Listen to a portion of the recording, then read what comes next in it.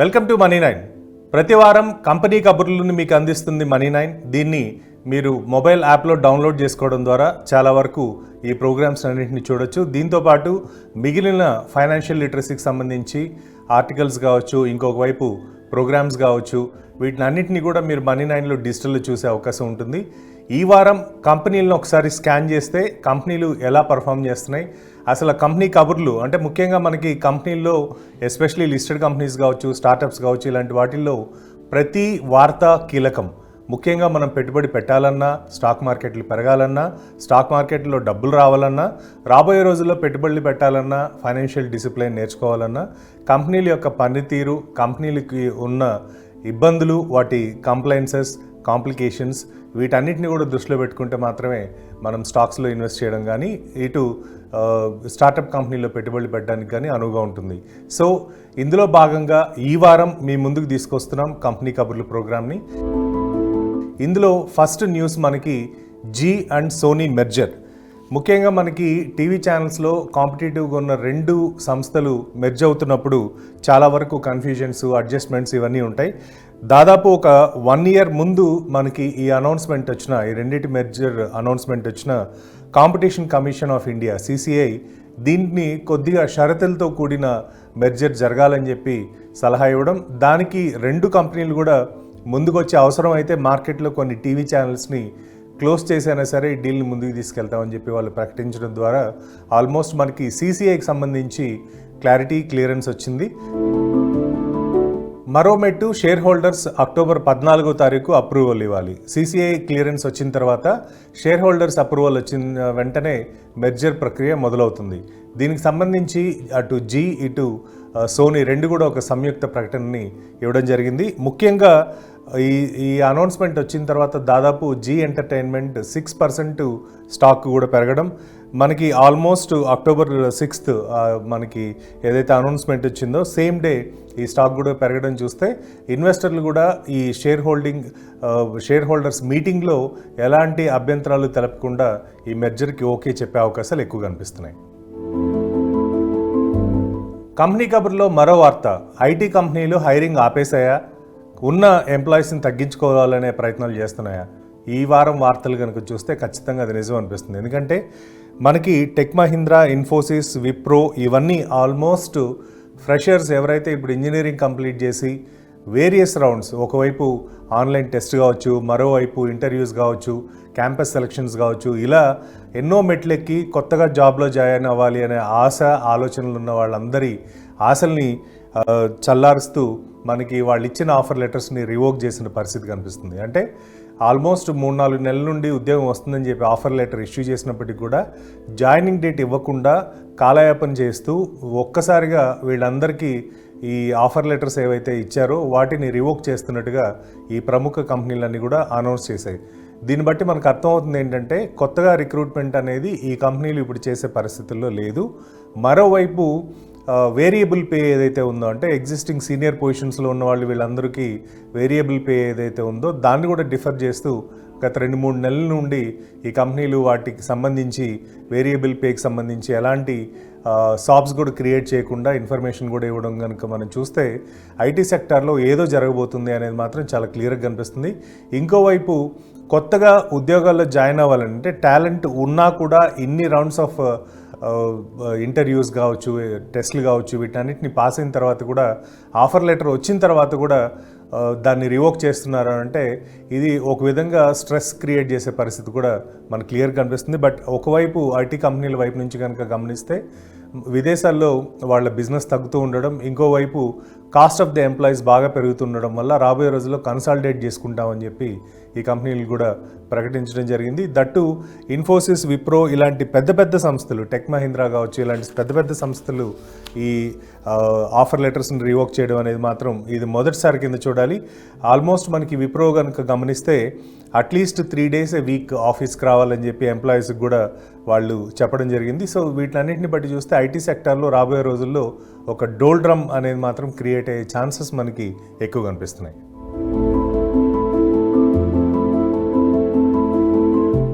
Company కబుర్లో ఈ వారం మరో వార్త, జియో 5G సర్వీసెస్ని తీసుకొచ్చింది. టెస్ట్ రన్ కింద 4 సిటీలు అంటే ఎయిర్టెల్ ఆల్మోస్ట్ 8 సిటీస్లో లాంచ్ చేస్తే జియో మాత్రం కేవలం 4 సిటీలకి పరిమితమైంది టెస్ట్ రన్లు. ఇందులో ముఖ్యంగా అటు ఢిల్లీ, ముంబై, కోల్కతా, వారణాసి చేస్తే జియో, భారతీ ఎయిర్టెల్ మాత్రం ఆల్మోస్ట్ 8 సిటీస్ అంటే ఢిల్లీ కావచ్చు, ముంబై, వారణాసి, బెంగళూరు, చెన్నై, హైదరాబాద్, నాగ్పూర్, సిల్గురి, ఇలా అన్ని ఇప్పుడు ఎగ్జిస్టింగ్ సర్కిల్స్ ఏవైతే వాళ్ళకి మేజర్గా బిజినెస్ వస్తుందో అక్కడ మొత్తం భారతీ ఎయిర్టెల్ 5Gని లాంచ్ చేసింది.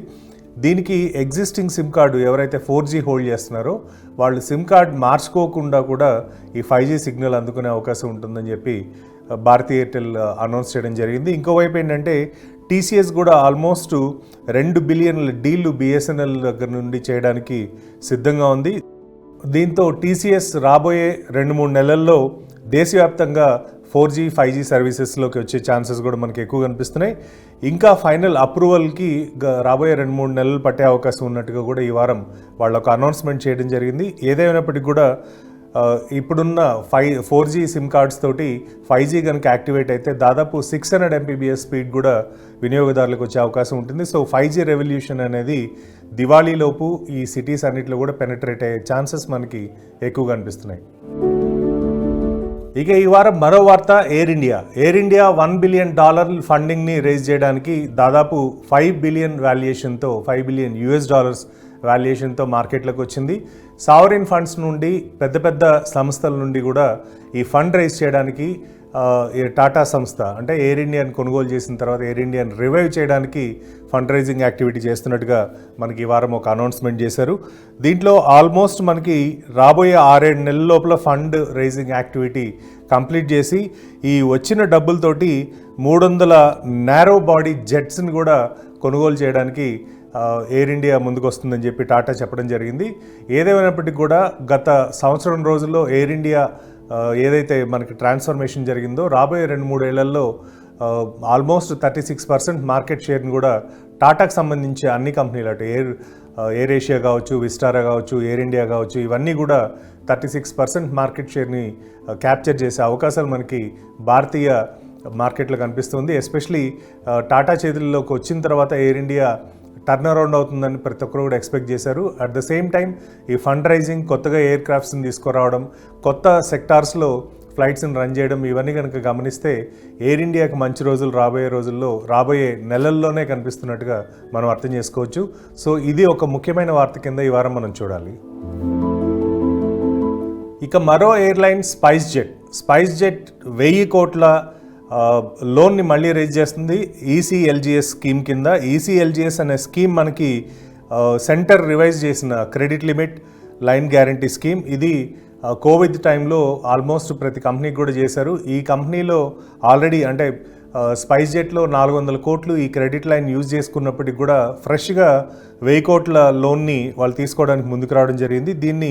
ఇది వచ్చిన తర్వాత ఆల్మోస్ట్ అంటే 100% ఇంకా వాళ్ళు లోన్ తీసుకునే అవకాశం ఉండదు. ప్లస్ ఈ తీసుకుంటున్న 1000 కోట్లు ఆల్రెడీ తీసుకున్న 400 కోట్లకు కూడా కొలెట్రాల్ లేకుండా అంటే ఎలాంటి పూచీకత్తు లేకుండా లోన్ ఇవ్వాలని చెప్పి కేంద్ర ప్రభుత్వం గతంలో తీసుకున్న నిర్ణయాన్ని స్పైస్ జెట్కి ఒక వారం కింద మార్చుకుంటున్న పరిస్థితి మనం చూడొచ్చు.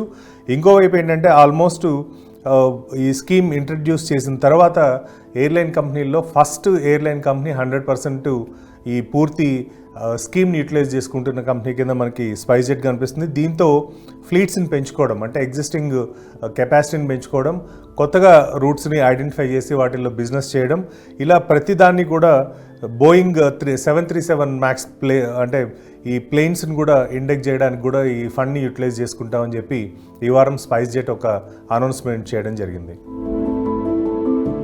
బ్యూటీ, వెల్నెస్, ఫ్యాషన్ ఈ రంగాల్లో రీటైల్లో ఉన్న నైకా వాళ్ళ షేర్ హోల్డర్స్కి 5:1 అంటే ఒక షేర్ హోల్డ్ చేస్తుంటే 5 షేర్లు బోనస్ కింద అనౌన్స్ చేసింది. దీనికి రికార్డ్ డేట్ కింద నవంబర్ 3వ తారీఖు అంటే నవంబర్ 3 వరకు ఈ షేర్స్ ఎవరైతే హోల్డ్ చేస్తారో వాళ్ళ డీమ్యాట్ అకౌంట్లో వాళ్ళకి ఈ బోనస్ షేర్స్ వస్తాయని చెప్పడం జరిగింది. దీనివల్ల మనకి అంటే ఈ అనౌన్స్మెంట్ తర్వాత మనకు అర్థమవుతుంది ఏంటంటే ఆల్మోస్ట్ స్టాక్ కూడా బాగా భారీ ఎత్తున పెరగడం, దాదాపు 1400 మార్కును కూడా టచ్ అవ్వడం, ఈ మధ్యకాలంలో ఎప్పుడు పెరగనంత పెరగడం.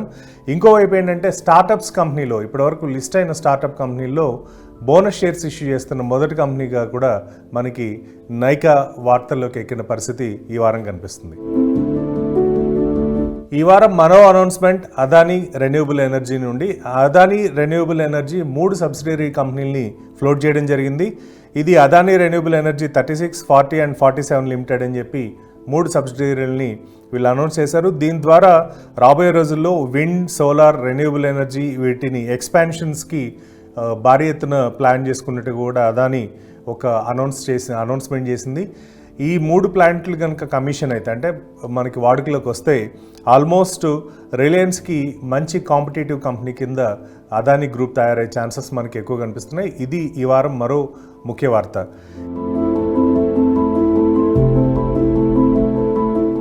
ఇప్పుడు ఆన్ ద రేడార్ చాలా ముఖ్యమైన ప్రోగ్రామ్. ఎందుకంటే దీంట్లో ముఖ్యంగా మనకి ప్రతి కంపెనీ కూడా ఎలాంటి కంప్లైన్సెస్ ఇష్యూస్ ఉన్నాయి, వాళ్ళ కంపెనీలో ఎలాంటి ఇబ్బందులు పడుతున్నారు, ఈ వార్తలన్నీ కూడా మనం ఆన్ ద రేడార్లో కవర్ చేస్తాం.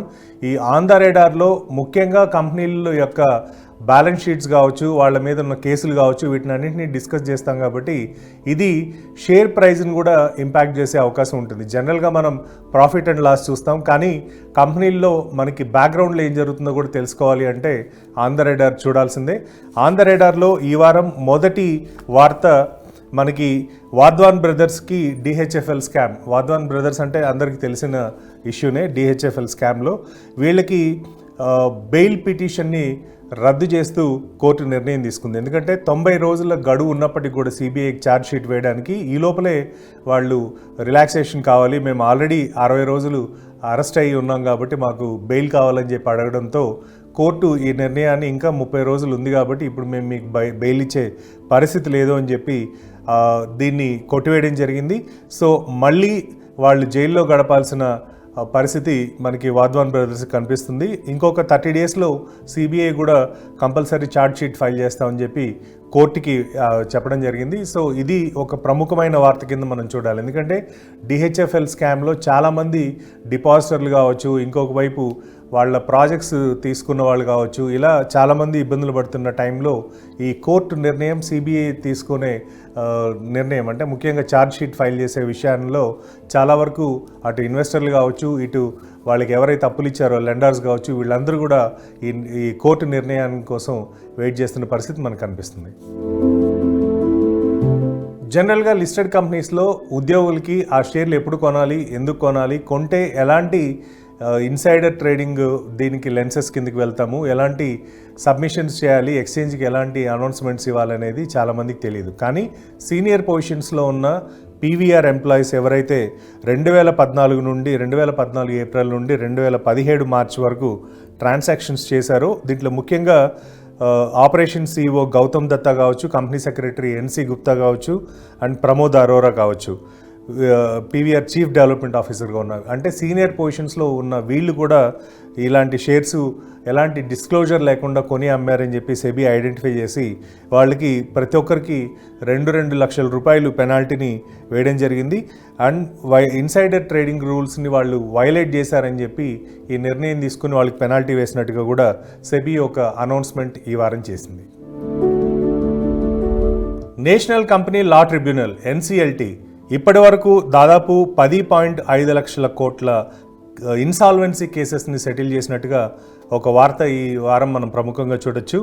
ఇందులో president chief justice retired of NCLT Ramalingam Sudhakar గారు చెప్పిన దీని ప్రకారం సెక్షన్స్ 7, 9, 10 ఆఫ్ ఐబీసీ అండ్ దాదాపు ఈ సెక్షన్స్ కింద 25,225 కేసులు డిస్పోజ్ చేసినట్టుగా కూడా వాళ్ళు ఒక అనౌన్స్మెంట్ చేయడం జరిగింది, ఒక ప్రముఖంగా ఒక వార్త ఇవ్వడం జరిగింది. దీంట్లో ఆల్మోస్ట్ 23,608 కేసుల్లో 7.21 లక్షల కోట్ల సెటిల్మెంట్స్ కూడా కోర్టు ముందు జరిగింది అని చెప్పి ఒక అనౌన్స్మెంట్ ఇవ్వడం జరిగింది. దీంట్లో ముఖ్యంగా ఈ ఫిగర్స్ అన్నీ కనుక మనం చూస్తే నవంబర్ 1, 2017 నుండి ఆగస్ట్ 31, 2022 వరకు ఈ ఎంటైర్ కేసెస్ ఇవన్నీ కూడా వాళ్ళు డీల్ చేసినట్టుగా ఎన్సిఎల్టీ ఒక అనౌన్స్మెంట్ చేసింది. ఎప్పుడైతే మనకి ఇన్సాల్వెన్సీకి సంబంధించి ఎన్సిఎల్టీ అనే ఒక సపరేట్ ట్రిబ్యునల్ ఫామ్ అయిందో, తద్వారా ఈ కార్పొరేట్కి సంబంధించిన కేసెస్ ఏవైతే ఉన్నాయో అవి ఫాస్ట్ ట్రాక్లో జరుగుతున్నాయి. సో ఒక విధంగా ఎన్సిఎల్టీ ఫామ్ చేసిన తర్వాత మనకి ఇన్ని కేసెస్ ఇంత షార్ట్ టర్మ్లో అంటే 2017 నుండి 2022 లోపల అంటే దాదాపు 5 ఏళ్ల లోపల 23,608 కేసులను సెటిల్ చేశారంటే ఖచ్చితంగా రాబోయే రోజుల్లో ఇదొక మంచి మార్క్ కింద మనం చూడాలి. ఎందుకంటే ఎన్సీఎల్టీకి వెళ్ళిన కంపెనీలు చాలా వరకు అటు పర్సనల్ డెట్స్ కావచ్చు, పర్సనల్ అసెట్స్ కావచ్చు, ఇవన్నీ కూడా ఫ్రీజ్ అయి ఉంటారు. కాబట్టి ఆ బిజినెస్ని వెంటనే కనుక సెటిల్ చేస్తే కొత్తగా కొనుక్కున్న వాళ్ళు కూడా రివైవ్ చేసుకునే అవకాశం ఉంటుంది. కాబట్టి ఎన్సీఎల్టీ ద్వారా ఈ ప్రాసెస్ మనకి చాలా ఈజీగా జరుగుతున్నట్టుగా ఈ వార్తను బట్టి మనకు అర్థమవుతుంది. ఇది ఈ వారం కంపెనీ కబుర్లు అండ్ ఆన్ ద రేడార్. ఇప్పుడు స్టార్టప్స్కి సంబంధించి ఎలాంటి విశేషాలు జరుగుతున్నాయి, స్టార్టప్స్లో ఏమేమి మార్పులు జరుగుతున్నాయి, ఎలాంటి నిర్ణయాలు తీసుకుంటున్నారు, రాబోయే రోజుల్లో స్టార్టప్స్ ఎంతవరకు ఇన్వెస్టర్లకి డబ్బులు ఇస్తాయి, వీటికి సంబంధించి స్టార్టప్ రౌండప్ను ఒకసారి చూద్దాం. పేయూ, బిల్డెస్క్ ఈ రెండు సంస్థలకు సంబంధించి ఇంతకుముందు డీల్ గురించి మనం చాలాసార్లు డిస్కస్ చేసాం. పేయూ బిల్డెస్క్ని కొంటుంది. దీన్ని దాదాపు $4.7 బిలియన్ వాల్యుయేషన్ తోటి అక్వైర్ చేస్తుందని చెప్పి కూడా న్యూస్ ఇంతకుముందు రావడం జరిగింది. కానీ ఒక్కసారిగా ఈ డీల్ని కాల్ ఫర్ చేస్తూ పేయూ ఒక అనౌన్స్మెంట్ ఈ వారం ఇవ్వడం జరిగింది. ఆల్మోస్ట్ మనకి ఈ డీల్ ఆగస్టు 31, 2021 చెప్పిన దగ్గర నుండి ముందుకి వెనక్కి అంటే సిసిఐ అప్రూవల్ కోసం ఇటు ఇంకొక వైపు ఏంటంటే లీగల్గా ఎలాంటి ఇబ్బందులు రాకుండా చాలా వరకు కూడా మనకి టైం తీసుకున్నారు. ఇలా తీసుకున్న తర్వాత సిసిఐ అప్రూవల్ వచ్చిన తర్వాత కూడా డెడ్ లైన్ దగ్గరకు వస్తున్నప్పటికి కూడా ఇది కాల్ ఫర్ చేయడం కనుక గమనిస్తే ఫిన్టెక్లో మనకి ఈ రెండు సంస్థలు కలిసినా కూడా పెద్ద ఉపయోగం లేదు. కాబట్టి పేయూ సపరేట్గా, అదేవిధంగా బిల్డెస్క్ సపరేట్గా ఉంటేనే బెటర్ అనే నిర్ణయానికి వచ్చినట్టుగా వీళ్ళు ఇచ్చిన సంయుక్తమైన ప్రకటన ద్వారా మనకు అర్థమవుతుంది. ఒకసారి డీల్కి సంబంధించి ఏ డేట్లో ఏం జరిగిందో చూద్దాం. ఆగస్ట్ 2021 అనౌన్స్మెంట్ మనకి బిల్డెస్క్ $4.7 బిలియన్ కొంటున్నట్టుగా ఒక అనౌన్స్మెంట్ వచ్చింది. ఫిబ్రవరి 2022కి సిసిఐ ఎక్కువ మనకి ఈ డీల్కి సంబంధించి డీటెయిల్స్ కావాలని చెప్పి ఈ కంపెనీలను అడగడం జరిగింది. ఏప్రిల్ 2022 పేయూ మనకి రివైజ్డ్ పేపర్స్ని సిసిఐకి ఇవ్వడం జరిగింది. సెప్టెంబర్ 22 సిసిఐ అప్రూవల్ ఇచ్చింది. ఇది పేయూకి బిల్డెస్క్ రెండింటిని మెర్జ్ చేయడానికి అంటే పేయూ బిల్డెస్క్ని కొనడానికి ఆ డీల్ ఓకే అంటూ సిసిఐ అప్రూవల్ ఇచ్చింది. కానీ అనూహ్యంగా ఒక నెలలోనే అంటే అక్టోబర్ 2022కే పేయూ ఈ డీల్ని క్యాన్సిల్ చేస్తున్నట్టుగా ఈ వారం ఒక ప్రకటన విడుదల చేసింది. కరెక్ట్గా ఒక సంవత్సరం ముందు ఎక్కడ చూసినా ఎవరి దగ్గర మాట్లాడినా క్రిప్టో గురించి మనం విపరీతంగా వినేవాళ్ళం. దట్టు వజారిక్స్ లాంటి కంపెనీ, ఇండియన్ బేస్డ్ కంపెనీ అకౌంట్ ఓపెనింగ్లో కానీ వీటన్నిటిలో అగ్రెసివ్గా ముందుకు వెళ్ళి చాలా వరకు అకౌంట్స్ ఓపెన్ చేయడం ఇవన్నీ మనం చూసాం. ఎప్పుడైతే గత 6 నెలల నుండి కంటిన్యూస్గా క్రిప్టో మార్కెట్కి అంత ప్రాఫిట్స్ లేకపోవడం, మరోవైపు ప్రభుత్వం కూడా టాక్సేషన్ విధానాన్ని స్పష్టంగా బడ్జెట్లో అనౌన్స్ చేయడం, ఇవన్నీ అయిన తర్వాత క్రిప్టో పట్ల ఇంట్రెస్ట్ అనేది బాగా తగ్గింది. ఇందులో భాగంగానే వజారిక్స్ దాదాపు వాళ్ళ దగ్గర ఉన్న ఎంప్లాయీస్లో 40%ని ఫైర్ చేసింది. అంటే 100 మంది ఎంప్లాయీస్ ఉంటే 40 మందిని వాళ్ళు ఫైర్ చేసిన పరిస్థితి కనిపిస్తుంది. వీళ్ళకి 45 రోజులు జీతం ఇస్తూ మీరు మాకు ఇంకా పని చేయక్కర్లేదు అని చెప్పి వాళ్ళని బయటికి పంపించడం కనుక గమనిస్తే, ముఖ్యంగా దీంట్లో కస్టమర్ సపోర్ట్ కావచ్చు, హ్యూమన్ రిసోర్స్ కావచ్చు, పబ్లిక్ పాలసీ కమ్యూనికేషన్ కావచ్చు, అనాలిసిస్ టీమ్ కావచ్చు, టీమ్ హెడ్స్ కావచ్చు, మేనేజర్స్ కావచ్చు, అట్లా ప్రతి సెగ్మెంట్లో, ప్రతి క్యాడర్లో, ప్రతి లెవెల్లో కూడా వీళ్ళందరినీ బయటికి పంపిస్తున్న పరిస్థితి కనిపిస్తుంది. అంటే రాబోయే రోజుల్లో మనకి క్రిప్టో కరెన్సీకి సంబంధించి క్రిప్టో ఎక్స్చేంజెస్ అంత ఎక్కువ పర్ఫామ్ చేసే అవకాశం లేదు అన్నట్టుగా వజారిక్స్ లే ఆఫ్స్ని కనుక గమనిస్తే మనకి చాలా స్పష్టంగా కనిపిస్తుంది. కానీ 40% ఎంప్లాయీస్ని 45 రోజుల శాలరీ ఇచ్చి ఇమ్మీడియట్గా బయటికి పంపించడం అనేది కనుక గమనిస్తే, ఈ మధ్య కాలంలో లే ఆఫ్స్లో ఇంత షార్ట్ టైంలో అంటే దాదాపు 2 నెలలు 3 నెలలు శాలరీలు ఇచ్చి వాళ్ళకి నోటీస్ పీరియడ్లు ఇచ్చి అందరూ బయటికి పంపిస్తున్నా కూడా వజారిక్స్ కొత్తగా అది దాదాపు 45 డేస్కి వాళ్ళ నోటీస్ పీరియడ్ని అంటే వాళ్ళ శాలరీ పెయిడ్ దీన్ని వాళ్ళు ఇవ్వడం జరిగింది. సో ఏదేమైనప్పటికీ కూడా స్టార్టప్స్లో ఉద్యోగాలు చేసేవాళ్ళు ఈ విషయాలు చాలా క్లియర్గా దృష్టిలో పెట్టుకోవాలి. ఎందుకంటే పెద్ద కంపెనీలు అయితే వాళ్ళకి అట్లీస్ట్ ఒక 6 నెలల పాటు కూడా నోటీస్ పీరియడ్లో ఉండడము ఇలాంటి కంపెనీ ఇవన్నీ ఉంటాయి కాబట్టి అక్కడ కొంచెం సెక్యూర్డ్గా ఉంటుంది. బట్ స్టార్టప్స్ విషయానికి వస్తే మాత్రం ఇలాంటి లే ఆఫ్స్ అనేది జూమ్ కాల్లో లే ఆఫ్లు కానీ ఇవన్నీ కూడా మనం స్టార్టప్స్లోనే వింటున్నాం.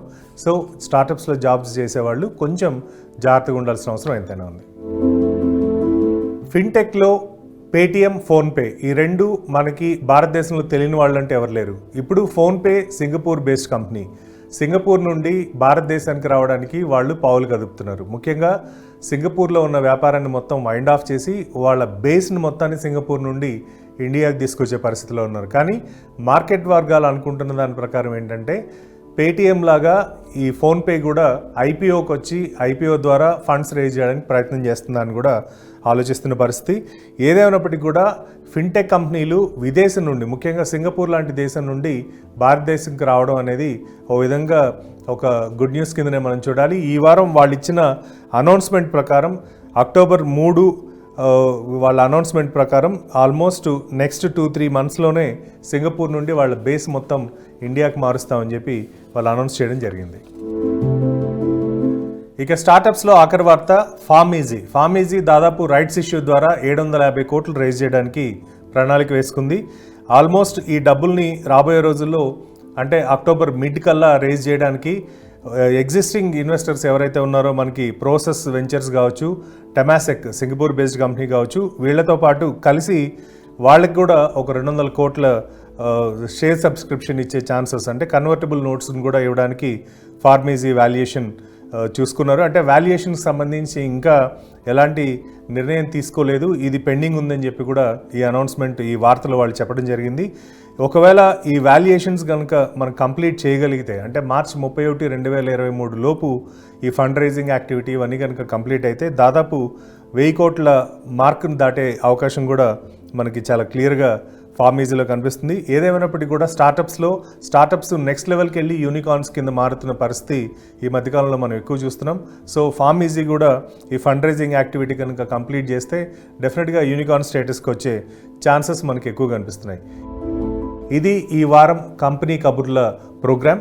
ముఖ్యంగా మీకు ఫినాన్షియల్ లిటరసీకి సంబంధించి, ఫినాన్షియల్ ప్లానింగ్కి సంబంధించి ఏ ఇన్ఫర్మేషన్ కావాలన్నా, కంపెనీలను అసలు బ్యాలెన్స్ షీట్స్ ఎలా చదవాలి, కంపెనీలకు ఉన్న ఇబ్బందులు ఏంటి, ఏ పాయింట్స్ చూస్తే మనం స్టాక్ మార్కెట్లో ఇన్వెస్ట్ చేయాలి, వీటన్నిటికి సంబంధించి Money9 యాప్లో మీకు మంచి ఇన్ఫర్మేషన్ వీడియోస్ అన్నీ కూడా ఉంటాయి. ఇప్పటివరకు డౌన్లోడ్ చేసుకోకుండా ఉంటే Money9 యాప్ని వెంటనే డౌన్లోడ్ చేసుకోండి. దీనికి సంబంధించి అంటే ఫైనాన్షియల్ లిటరసీకే కాకుండా స్టాక్ మార్కెట్లు కావచ్చు, స్టార్టప్స్ కావచ్చు, ఏ ఇన్ఫర్మేషన్ అయినా కూడా మీ ఫింగర్ టిప్స్లో ఉండే అవకాశం ఉంటుంది. Thank you very much. నా పేరు సుకుమార్, సైనింగ్ ఆఫ్.